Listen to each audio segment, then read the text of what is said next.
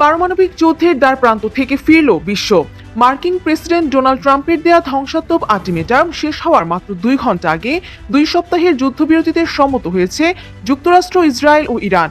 পাকিস্তানের প্রবল কূটনৈতিক প্রচেষ্টায় এই সমঝোতা সম্ভব হয়েছে, যাকে দেশটির সংবাদ মাধ্যম একটি গোটা সভ্যতা রক্ষা হিসেবে অভিহিত করেছে। মঙ্গলবার ট্রুথ সোশ্যালে দেয়া এক বার্তায় ট্রাম্প জানান, পাকিস্তানের প্রধানমন্ত্রী শেহবাজ শরীফ ও ফিল্ড মার্শাল আসিম মুনিরের অনুরোধে তিনি ইরানের হামলা স্থগিত রেখেছে। তবে এর বিনিময়ে ইসলামিক রিপাবলিক অব ইরানকে অবিলম্বে হরমুজ প্রণালী নিরাপদভাবে খুলে দিতে হবে। ট্রাম্প উল্লেখ করেন, ইরানের দেয়া 10 দফা প্রস্তাব আলোচনার কার্যকর ভিত্তি হতে পারে এবং অধিকাংশ অমীমাংসিত বিষয়ে দুই পক্ষ ইতোমধ্যে একমত হয়েছে। গত 28 ফেব্রুয়ারি থেকে শুরু হওয়া এই সংঘাতের চিত্র ছিল ভয়াবহ।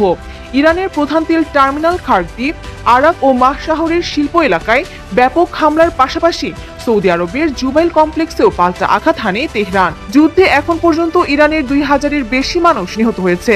ট্রাম্পের গোটা সভ্যতা মুছে ফেলার হুমকির মুখে পাকিস্তানের মধ্যস্থতা বিশ্ব রাজনীতিতে নতুন প্রাণের সঞ্চার করেছে।